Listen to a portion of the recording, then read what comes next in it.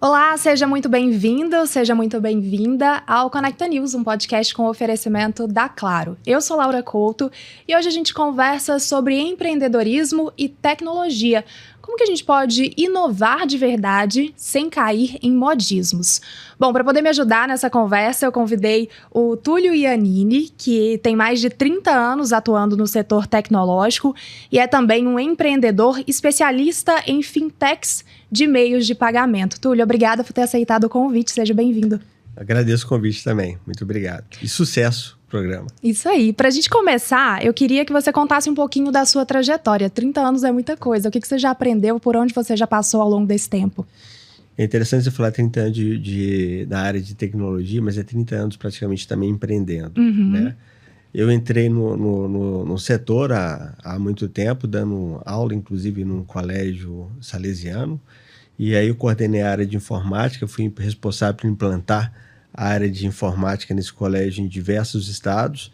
E na época eu estava perguntando, cara, minha especialização na época era ambiente de rede de computadores. E eu perguntava assim, qual que é o ambiente de rede que vai mais fixar? Eu falei, cara, é a internet, né?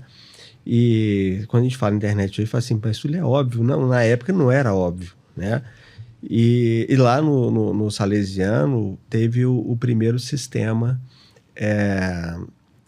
de acompanhamento de notas do aluno do país. Foi lá no Salesiano, nessa época que eu estava lá, a gente desenvolveu, que foi o terror dos alunos, né? Porque na época os pais só sabiam a nota quando saía o boletim, e a partir daquele momento eles podiam vir pela internet, né? Que era conexão de escada e tal. E do Salesiano mesmo ali, eu que escolhi a empreender. Então, desde os 21 anos de idade, eu já deixei de CLT e a partir daí eu me aventurei no mundo de empreendedorismo e depois disso nunca mais deixei.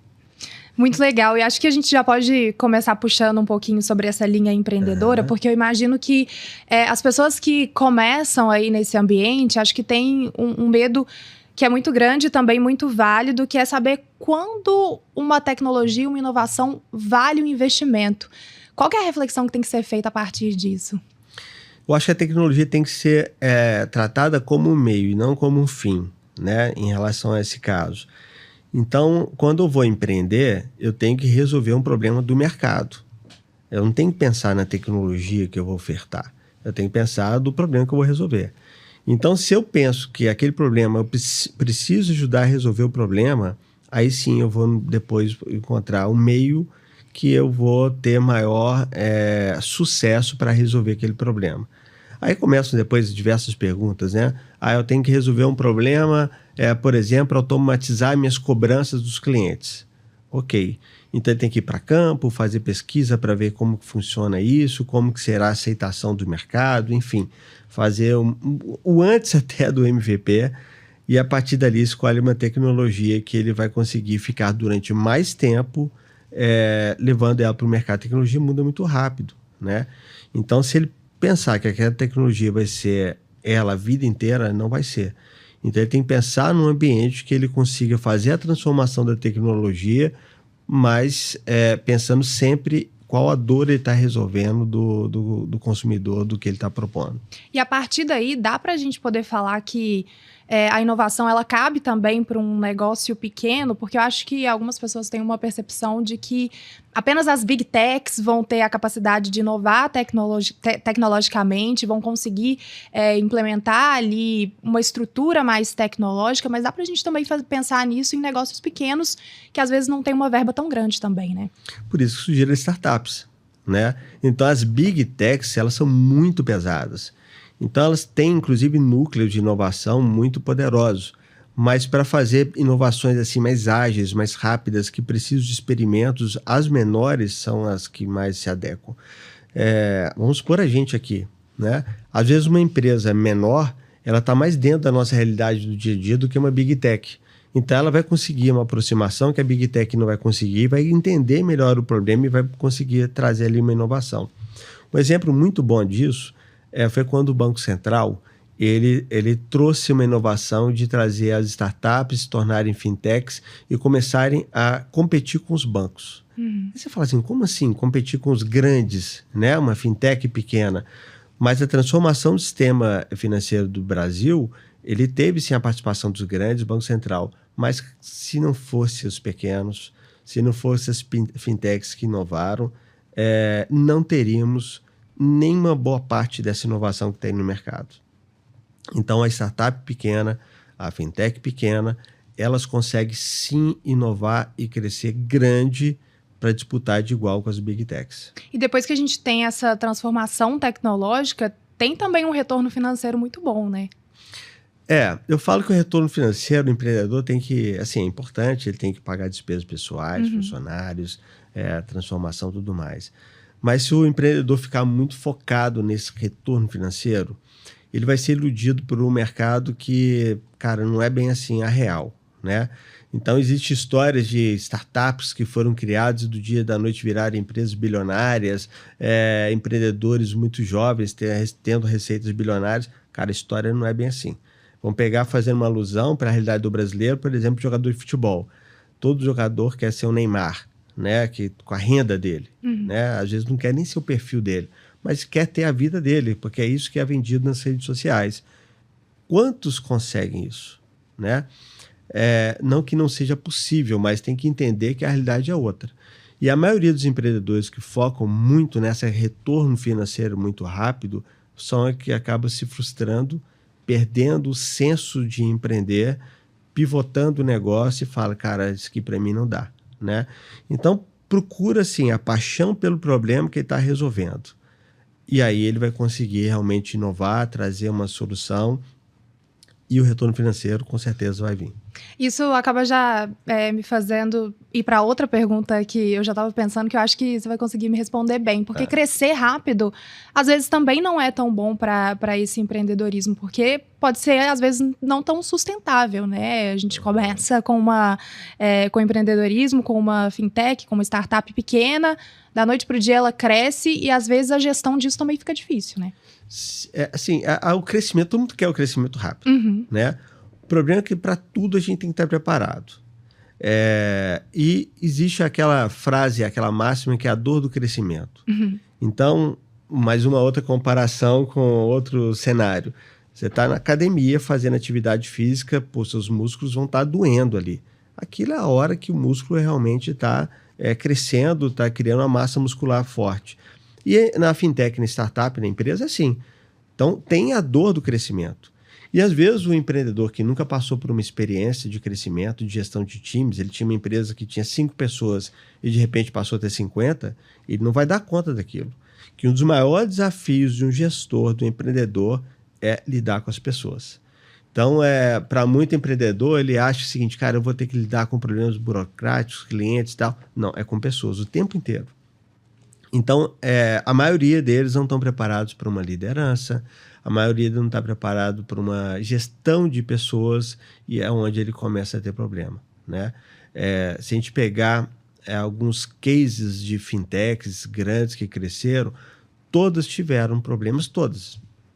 Apple, e por aí vai. Tem um documentário até que chama We Crashed, que trata da WeWork, né? E mostra muito bem ali o ambiente de trabalho dentro da WeWork. Cara, era em determinados momentos um caos.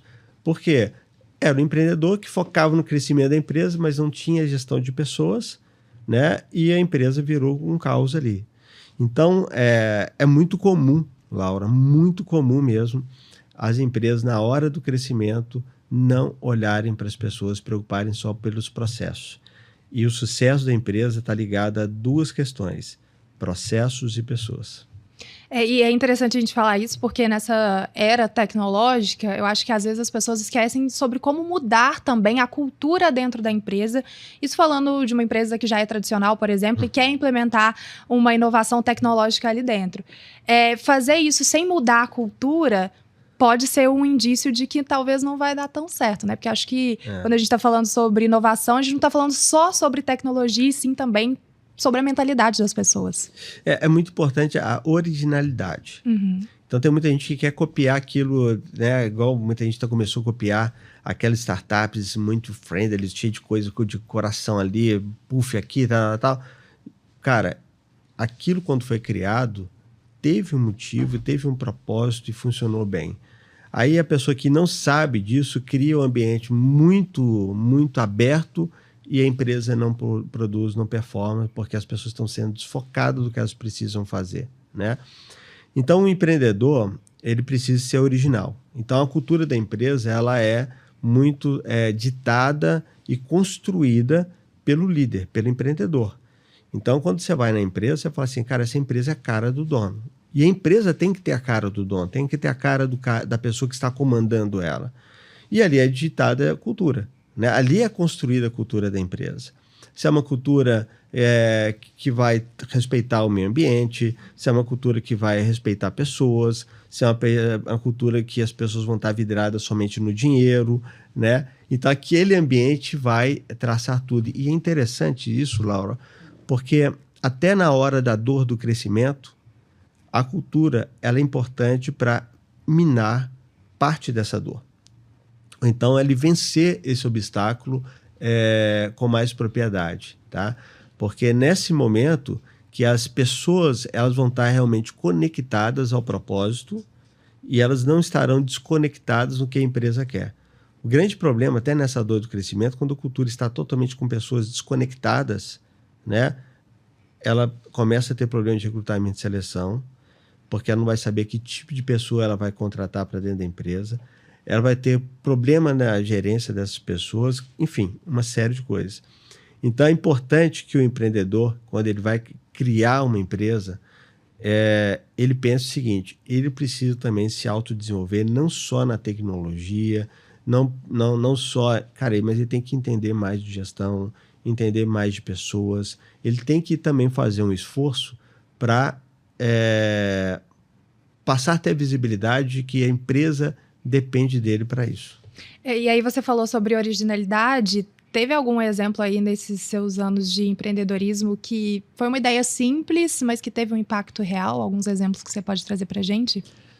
Vou dar um exemplo assim que doeu na carne mesmo, assim, né? Tem um livro que eu li que ele fez muito sentido, que é O Lado Difícil das Situações Difíceis.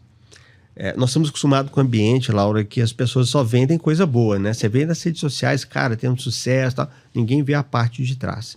E esse livro trata muito isso. Ele fala, cara, eu vou mostrar aqui num livro as piores situações que eu já vivi e como eu tracei nelas. E na empresa, uma vez, nós estávamos passando por um momento assim, da dor do crescimento. Nós tínhamos nos tornado uma empresa autorizada Banco Central, então tinha saído de uma empresa como qualquer uma e ser uma empresa com uma política de regras supervisionadas pelo Banco Central, que igualou a gente, por exemplo, a grandes instituições. Então, algumas obrigações dos grandes bancos eram as mesmas nossas de uma empresa que tinha 20 pessoas e passou, de repente, a ter 50 e poucas. E, nesse momento, faltava muita coisa. Habilidade tecnológica, habilidade de liderança, muita coisa faltava. E ali o meu caminho foi o quê? Cara, nós temos que preparar os líderes para o melhor cenário e para o pior cenário. Então, chamei os líderes e abri a conversa com alguns fatos desse livro, do Lado Difícil de Situações Difíceis. Então, ali foi a hora de trazer todo mundo para a realidade. Nós vamos ir agora para uma guerra, não vai ser fácil, nós vamos lutar, são 30 pessoas contra 300, temos menos armamentos, mas vai depender de nós para vencermos a guerra. Então, eu trouxe todo mundo para um cenário que, naquele momento ali, Laura, poderia estar fazendo o seguinte, estar afastando todas as pessoas da empresa ou estar trazendo elas realmente para o jogo. Então, assim, dá aquele frio na barriga, né? E agora? Se eu falar isso, as pessoas vão ficar com medo, vão espalhar para a empresa que a gente vai passar por uma situação muito difícil e os meus melhores profissionais vão começar a sair, né? Foi o que aconteceu, pela minha surpresa, o contrário. Os melhores ficaram porque estavam vendo um propósito ali adicional, os líderes se desenvolveram e eles foram a base para a gente vencer essa parte da guerra, né? Então foi um momento muito bom, foi muito positivo. Mas foi uma experiência que eu falei assim, cara, como ela vai acontecer agora? Né? Então acho que encarar esses problemas de frente, eles fazem muito sentido. Muito legal você trazer esse relato pra gente, Túlio. Eu queria mudar um pouquinho de assunto, trazer a famosa inteligência artificial para nossa conversa. Show. E aí, ainda pegando um pouquinho sobre essa linha de empreendedorismo, empresa, gestão, como que a inteligência artificial tem facilitado ou, pelo menos, ajudado a criar modelos de negócios mais eficientes, mais produtivos? Como que você avalia isso? Talvez eu vou usar uma frase que agora que use com moderação. Muito bom. Porque, gente, a inteligência artificial está crescendo muito, mas é uma coisa muito nova ainda. Então, a própria inteligência artificial está aprendendo. Então, cuidado para o empreendedor pegar um prompt e falar assim, como criar um negócio de sucesso? Mandar lá para a inteligência artificial. Cara, não vai funcionar. Porque nós acabamos de falar aqui agora a importância da cultura, do perfil do empreendedor, o dia a dia, lidar com pessoas. A inteligência artificial não vai fazer isso, né? Agora, a inteligência artificial pode ajudar muito o empreendedor a automatizar processos. Eu criar um formulário eletrônico que o atendimento ali vai se cair dentro de um processo muito bem desenhado e vai ajudar a resolver. A inteligência artificial pode ajudar a interpretação de dados. A inteligência artificial pode usar igual está sendo usado hoje, a biometria, reconhecimento facial para operações financeiras e etc. Mas muito cuidado. Então, é importante que toda empresa utilize a inteligência artificial hoje, tá? Então, mas de forma moderada, controlada, para que não perca o domínio sobre o seu negócio e deixe tudo para a inteligência artificial.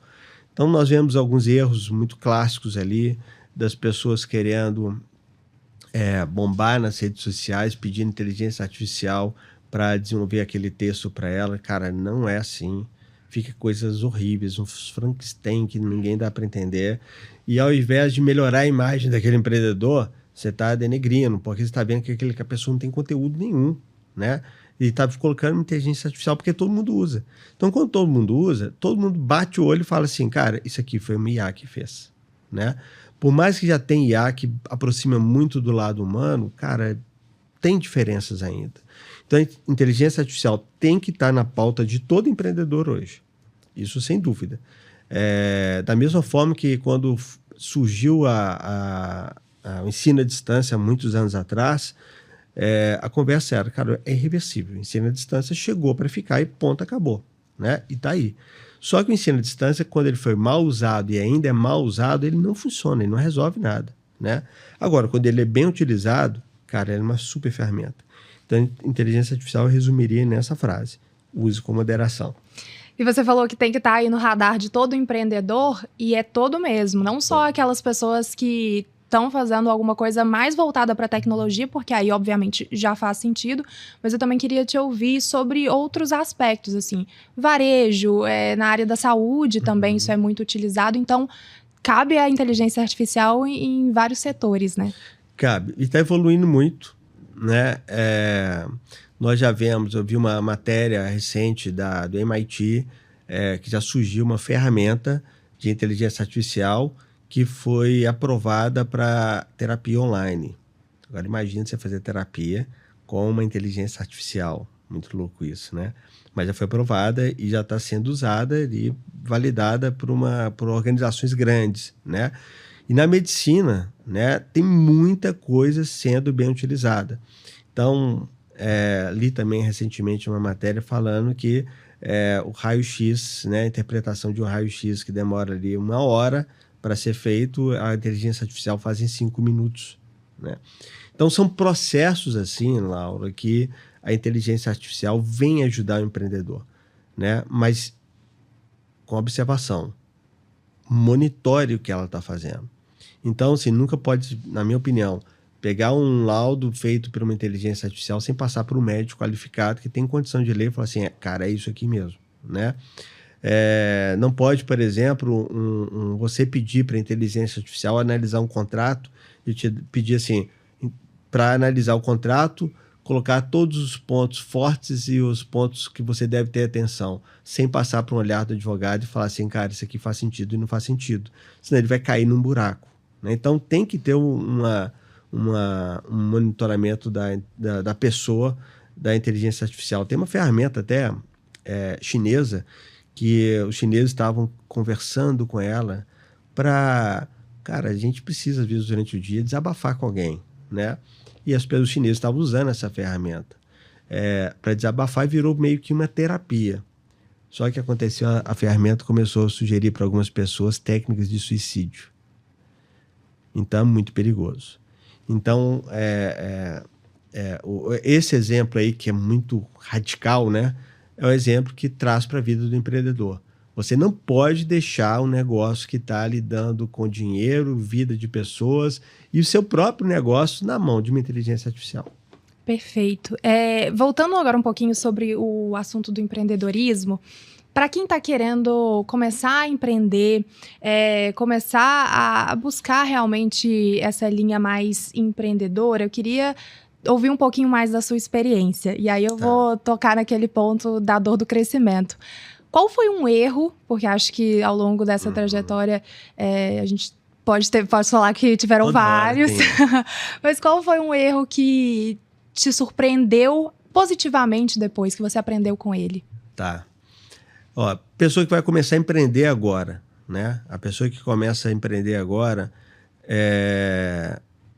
ela precisa entender que não é fácil, mas é muito bom.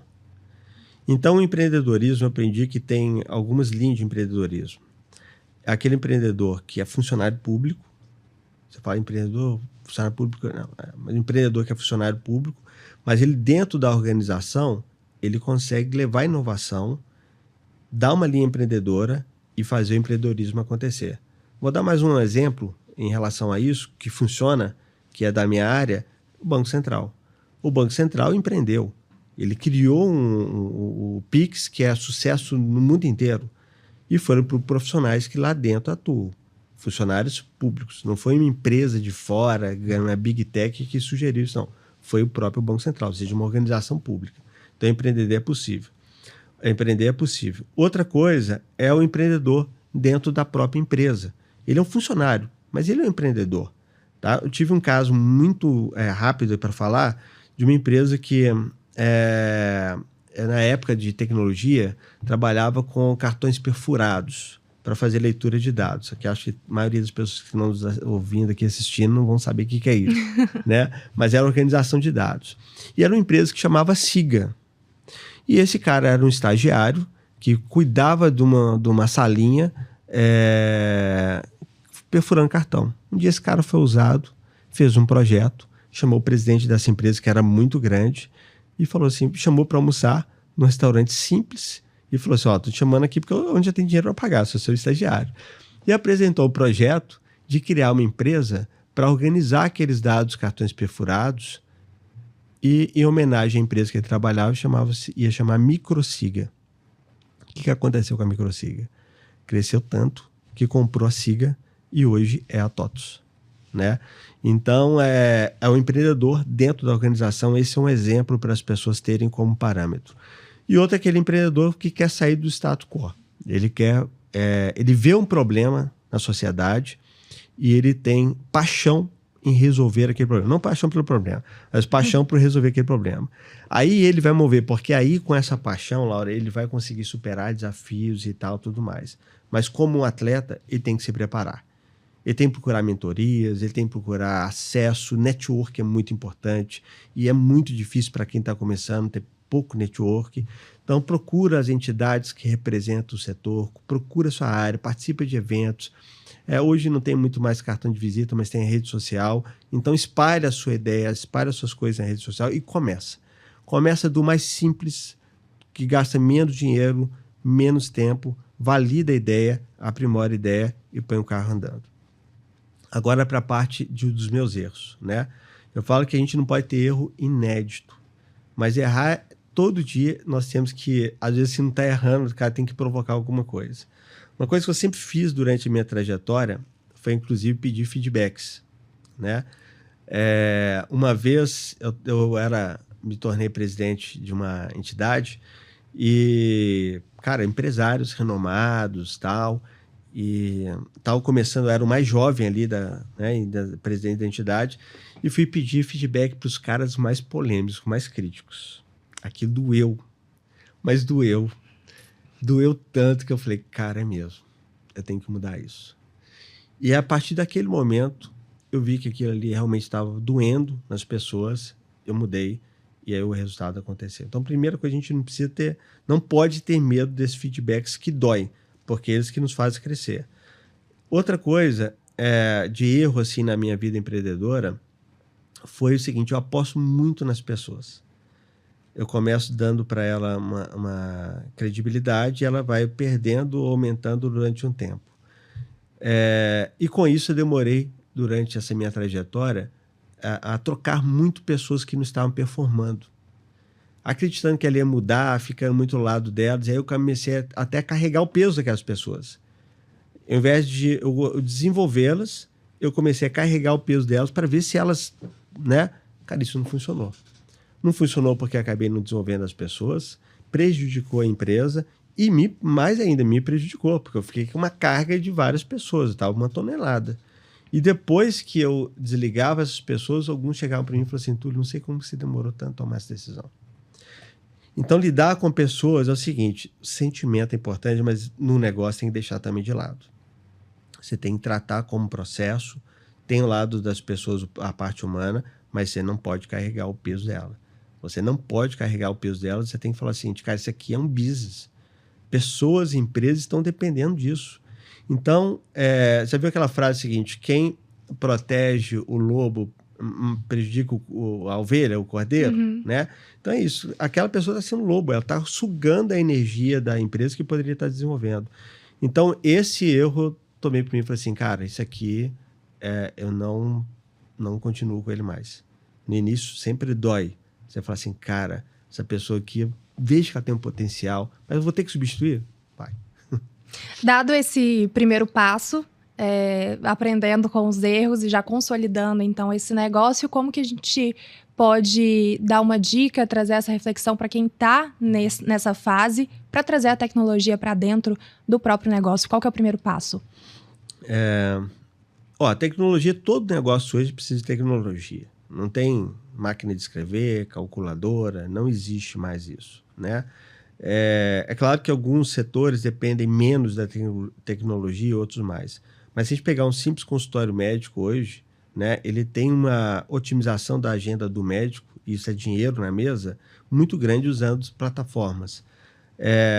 Hoje, inclusive, assim, tudo que nós estamos conversando aqui, falando de empreendedorismo, falando de vidas, inteligência artificial, você até perguntou como ganhar dinheiro, lucratividade, aqueles negócios inteiros. No final das contas, vai ter dinheiro envolvido, né? Então, pensa como também otimizar o jeito de gerir o seu dinheiro, né?